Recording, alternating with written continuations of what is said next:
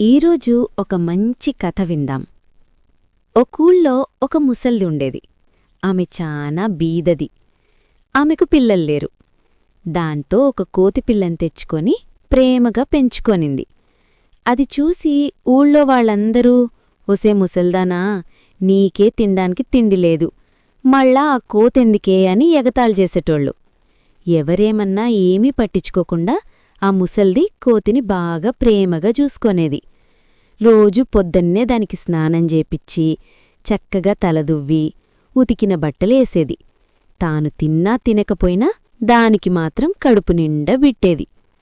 ఒకరోజు ఆ కోతి అవ్వ దగ్గరికొచ్చి, అవ్వా అవ్వా, నేనడవికి పోయి పండ్లేరుకొనొస్తా అని చెప్పి గంప నెత్తిన పెట్టుకొని పండ్లకోసం వెదుకుతా అడవిలోనికి పోయింది. అట్లా బోతా ఉంటే ఒకచోట ఒక పెద్ద మామిడి చెట్టు కనబడింది.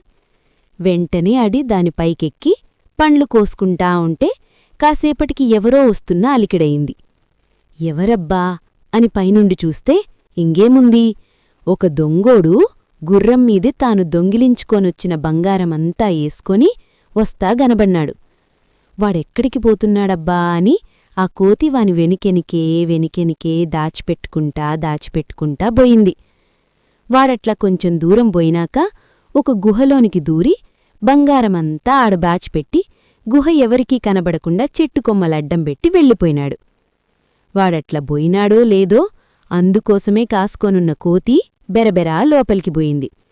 పోయి చూస్తే ఇంగేముంది, రత్నాలు, వజ్రాలు, హారాలు, వడ్డాణాలు, ముక్కుపుడుకలు, చేతిగాజులు, చెవికమ్మలు, బంగారవి దగదగా మెరిసిపోతా కుప్పలు కుప్పలు కనబడ్నాయి. వెంటనే కోతి గంప తీసుకొని దానిండా అన్నీ నింపుకొనింది. మళ్ళా ఉన్నదున్నట్లుగా గుహకు చెట్ల కొమ్మలడ్డం పెట్టేసి గంపనెత్తికెత్తుకొని బెరబెరా ఇంటికొచ్చి, అవ్వా అవ్వా, కాస్త ఈ గంప దించిదిరా అనింది. ఎన్ని పండ్లేరుకొనొచ్చినావే, అంత గసబెడతా ఉన్నావ్ అంటూ అవ్వ గంపదించి చూస్తే ఇంగేముంది, వజ్రాలు, రత్నాలు, బంగారం దగదగా మెరిసిపోతా గనబడ్నాయి. అవ్వ అవన్నీ దాచిపెట్టి అవసరమైనప్పుడల్లా ఒక్కొక్కటి అమ్ముకొని హాయిగా బతకసాగింది. ఇంట్లో డబ్బులైపోయినప్పుడల్లా ఆ కోతి గంప తీసుకొనిపోయి బంగారం తేవడం మొదలుపెట్టింది. అట్లా కోతి గంపలెత్తుకొనొస్తా ఉంది గదా, దాంతో దొంగోనికి అనుమానమొచ్చింది.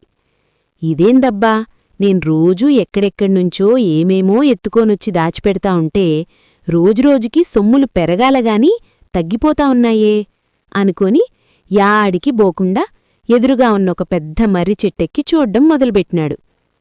కోతికి దొంగోడు ఆణ్ణే చెట్టుపైన దాచిపెట్టుకునేది తెలీదుగదా, అందుకని ఎప్పట్లాగే ఒకరోజు గంప తీసుకొని గుహలోనికి పోయి నింపుకోవడం మొదలుపెట్టింది.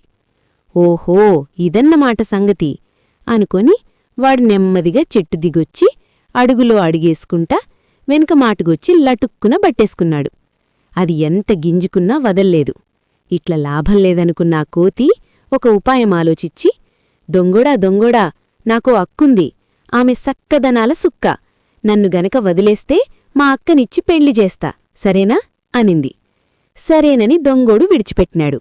అప్పుడా కోతి, రేపు మా ఇంటికి రా, మా అక్కని తీసుకొని పోదుగాని అని చెప్పింది. వాడు సరేనని సంబరంగా దానికి గంపనిండా బంగారమెత్తి పంపించినాడు. కోతికి అస్సలు అక్కాచెల్లెళ్ళెవరూ లేరుగదా, దాంతో రేపు దొంగోడొస్తే ఏం చేయాలబ్బా అని ఆలోచిచ్చి ఆఖరికి ఒక బస్తా మైదాపిండి తీసుకొనొచ్చి ఒక పెద్ద బొమ్మ చేసింది. దానికి చీర చుట్టి, గాజులు తొడిగి, నుదుట తిలకం దిద్ది, సవరం బెట్టి అచ్చం అందమైన ఆడపిల్ల లెక్కనే తయారుచేసింది. మంచం మీద పన్నబెట్టింది. తర్వాత రోజు పొద్దన్నే దొంగోడు గుర్రం వేసుకొని వాళ్ళింటికొచ్చినాడు. కోతి కడుక్కోడానికి కాళ్లకి నీళ్ళిచ్చి లోపల కూచోబెట్టి, మా అక్క వ్రతం చేస్తా ఉంది, 5 రోజుల వరకు ఎవ్వరితోనూ మాట్లాడదు, అన్నం తినదు, నీళ్లు తాగదు, మంచం దిగదు. ఈ 5 రోజులు నువ్వామెని ఏమీ అనొద్దు, వ్రతమైపోగానే హాయిగా పెళ్లి చేసుకో అని చెప్పింది. బొమ్మని కిందికి దించకుండా మంచంతో సహా ఎత్తుకొనిపోయి దొంగోనింట్లో పెట్టి వచ్చేసింది. రావడం ఇంట్లో ఉన్నవన్నీ మూటగట్టేసి రాత్రికి రాత్రి అవ్వం తీసుకొని ఊరిడిచి ఎవ్వరూ కనుక్కోలేని చోటికి పారిపోయింది. దొంగోనికి మంచం మీదున్నది బొమ్మని తెలీదుగదా, దాంతో అబ్బా, నా కాబోయే పెండ్లం ఎంత చూడముచ్చటలా ఉందో అని మురిసిపోతా ఉన్నాడు. ఒకరోజు గడిచిపాయా, 2 రోజులు గడిచిపాయా, 3 రోజులు గడిచిపాయా, 4 రోజులు గడిచిపాయా, ఆఖరికి వారం కూడా దాటిపోయా. ఇదేందబ్బా, ఇన్ని రోజులైనా లేసి రాకుంటుంది అని గట్టిగా పిలిచినాడు. ఆడుండేది బొమ్మగదా, అందుకే ఉలకలా పలకలా. దాంతో వానికి కోపమొచ్చి లెయ్యే పైకి అంటూ చెయ్యి పట్టుకొనిలాగితే ఇంకేముంది, చెయ్యి ఊడొచ్చింది. కాలు పట్టుకొనిలాగితే కాలు ఊడొచ్చింది. అమ్మా దొంగదానా, పిండి బొమ్మ బెట్టి నిజమ్మని అని నన్నే మోసం చేస్తావా, ఉండు నీ పని చెప్తా అని వాడు కోపంగా కత్తి తీసుకొని ఊరికొచ్చినాడు. పోయి చూస్తే ఇంకేముంది, అవ్వాలేదు, కోతీ లేదు.